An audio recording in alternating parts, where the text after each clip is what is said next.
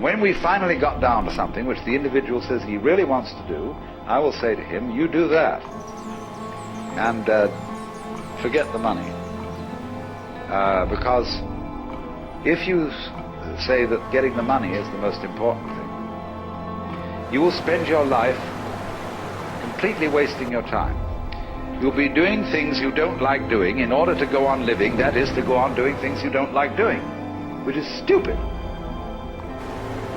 Better to have a short life that is full of what you like doing than a long life spent in a miserable way.